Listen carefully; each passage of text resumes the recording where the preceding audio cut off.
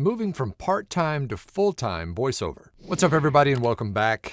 Today, we're going to talk about making the leap from part-time to full-time voice actor, because that's probably the dream that you've had for who knows how long.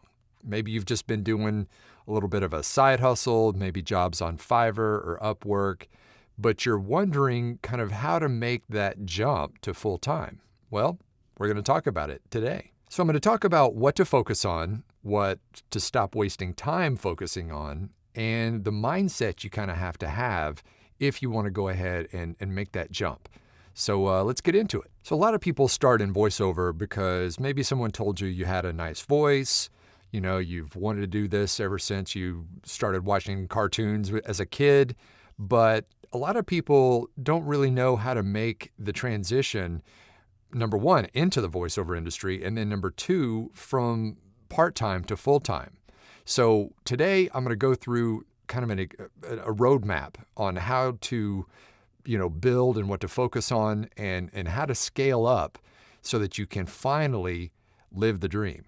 If you've been doing this part-time and you're wondering, okay, I like to do this, and could I really make a go at this full-time? And the answer is yes. But it's not luck. There is a strategy that you have to follow in order to be able to do this correctly and have it be sustainable. First up, let's talk about your mindset shift, because you've got to switch from thinking about being a performer and switch to being a business owner. Now, obviously, you still have to perform the jobs, but a lot of people, when they first do this part-time, they just kind of wait for an opportunity to come in, and then they enjoy doing it, and yeah, it pays a little bit here and there. But when you want to do this as a business full-time, you do have to switch your mindset into more of a go-getter attitude. Full-time voice actors don't rely on luck. They don't just wait for jobs to hit their inbox out of the sky. They go after them, and they rely on a system that will help them get those jobs and fill their inbox so that they can do this sustainably day after day, month after month, and year after year. They know their numbers. They know where their clients are coming from. They know how to market and record and do all the things that you have to know how to do to make this a real business. Remember, you wear all the hats. That's the difference between being a hobbyist and actually doing this for a career. Now, if you want to learn even more about how to do that, then don't forget to check out the VoiceOver Blueprint training program. That's my big flagship program that covers everything from recording and editing to marketing and performance, everything that will get you up to snuff to actually make this a full-time career. So if you want to check it out and book a free call, check out the link in the description in the pinned comment. Okay, let's start with a foundation. If you're just doing this on the side as a side hustle, you may have equipment that's good enough, and that's okay for doing this on the side. But if you're going to do this professionally and you want to make this a career, you may or may not need to take a step up in some of your equipment. Now, that doesn't mean you need to go drop, 10, 20 grand on a professional studio and $1,000 microphones and all that. But you do need to have kind of a base level set of equipment that is going to be broadcast quality, because if it's not broadcast quality, you're not going to be able to pull in the jobs that you need to sustain this career. That means a well-treated recording space. That means a decent microphone, at least, kind of a mid-level microphone, and a good recording software to do all your editing. If you make sure your sound is solid, that's a big load-off that you don't have to worry about, and you can focus on building your business and knowing that every job you record and every audition you record sounds its best. Okay, next up is your demo. Now, if you're still using a DIY demo on, freelance platforms and stuff, that's okay for practice and for kind of nibbling around the edges. But in order to make this a real go full-time, you are going to need a professional demo, because you cannot do direct marketing, which is crucial to going full-time, unless you have a professional demo or demos, plural. So make sure that before you pull the ripcord from your current job, make sure that your professional demos are in place so that you have the bait to go out there and fish with. When you're thinking about your first pro demo, most people start with a commercial demo because you can show the most range, everything from a high energy to a guy or girl next door to warm and sincere kind of a read, your demo producer can help you decide on the niche that you want to go for first. Next up is building a consistent and diverse income stream. You've heard me say this on here all the time, and that's don't put all your eggs in one basket. So you can start out with some freelance platforms, your Fivers and Upworks and those kinds of things. You can maybe take a step up to a pay-to-play site like voices.com, Voice123. Those will require a good professional demo as well. Next up is direct marketing. I mentioned that a minute ago. So this is where you actually reach directly out to producers, content creators and production houses, where you introduce yourself, share your demo and your website, and start to build those relationships back and forth directly. Any full-time voice actor will tell you that right there is the best possible way to build up your business. I know it definitely was for me. I'm on plenty of other platforms and stuff like that, but the lion's share of my business comes from direct marketing. Now, you shouldn't direct market anything until you have, like I said, a good pro quality demo, at least one, and a good website to showcase it on. Those go hand in hand. Your website should be where you send everyone to learn about what you can offer them. Your goal with direct marketing is to build up some recurring clients, people who are going to keep coming back to you over and over again. I've got clients that I reached out to a decade ago who still send me very regular work because they know I'm going to be reliable, professional, and they're going to get a great product. So when you have several of these, we'll call them spokes in your revenue wheel, when you have several spokes kind of running at the same time, you don't have to worry about any one of them as much. As I said earlier, if you put everything in Fiverr and Fiverr goes away tomorrow, then you're going to be screwed. So make sure that you are diversifying all the income streams possible so that if any one of them happens to go away, you won't feel it as bad. Okay, reality check. Before you pull the plug on your current business, make sure you know your numbers.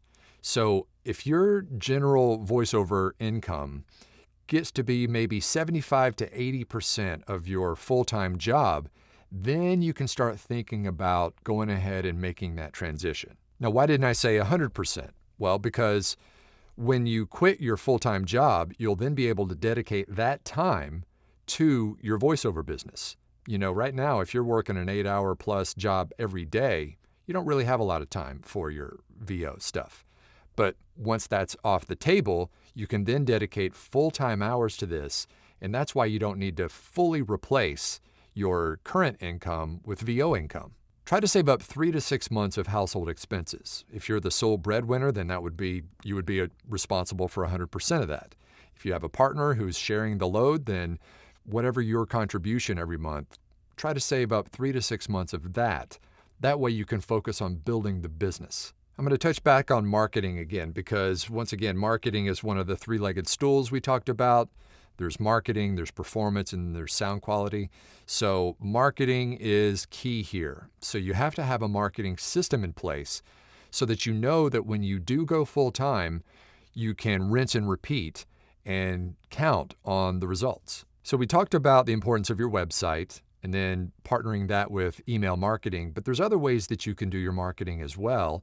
That's things like social proof on social media sites. You can post jobs that you've done or post, your links to your website and new clients that you've picked up, just to show people in your network that you are now hustling and doing this full time. And don't forget, when you're doing this email marketing, about 90% of the jobs from email marketing come from follow-up. So that means that don't just send one and done when it comes to emailing. Follow up, get a system in place. This is where a good CRM will help you to remind you to follow up with certain people on a certain time frame that you decide. So once you have that system, that marketing system rolling, you'll start to realize that you're not just chasing work anymore. Work is actually finding you. But at the beginning, it will be mostly marketing and very little recording. But that's fine because you've got the time to do it now because you're not at your full-time job. Just remember though, after a while, if done correctly, the pendulum will swing to the other side where you'll hopefully be doing more recording than marketing and get to a place like I did where I had to hire an assistant to do the marketing for me because my day was full of recording. And remember, when you're working for yourself and not having to punch a clock, there is definitely a certain mindset that you have to have. You have to treat it like a job. Yes, you're at home in your underwear, and that's fine. That's one of the best parts about this business. But get up at the same time every day. Hit the booth at the same time every day. I used to have a list, a checklist before I got so busy. I had a checklist of things that I was going to do every single day. And I would just go down that checklist. One of those included sending 50 emails a day out to prospective clients. Some days I would hit that number, some days I wouldn't. But that was my goal for email marketing. Every day was to reach out to at least 50 people. And after a while, that started to bear fruit. So again, the difference between part-time and full-time is consistency. Your booth is your office. Your microphone is your boss. And your paycheck will depend on those things. Another thing about full-time voiceover is that you've got to be comfortable with ambiguity, meaning that there's going to be ebbs and flows in the business. Some months you may be way up, some other months you may go down a little bit, and you have to get comfortable with that.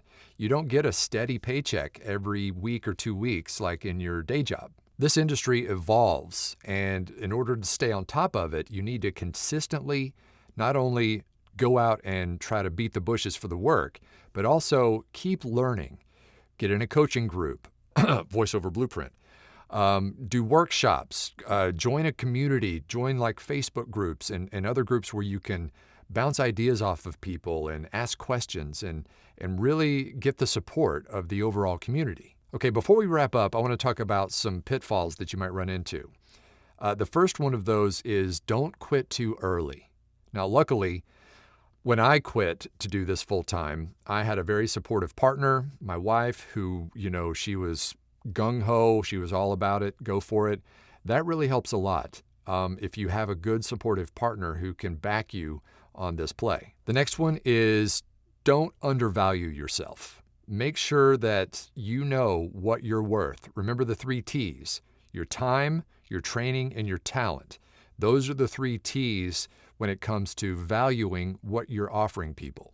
So if you have cheap rates, you're going to attract cheap clients. If you price yourself in the market, then those are the kind of clients you're going to get that way. Remember, don't tell anyone that you're brand new at this. You're only new to them. As far as they're concerned, you've been doing this forever. So don't price yourself because you're new. If you've gotten the right training and you've got good demos and a good website, you should be able to charge market rates. Next up is neglecting your sound. Before you do this full time, get an engineer to listen to your samples and make sure that you've got your sound completely dialed in. So that's one thing that you don't have to worry about when you're doing your auditions and doing your jobs. The best performances in the world will fall flat if your audio is terrible. Another big mistake to avoid is relying solely on the freelance sites like Fiverr and Upwork. I mentioned this earlier. Those are fine as one of the spokes of your revenue wheel, but don't put all your eggs in the basket. Remember, direct marketing is key here.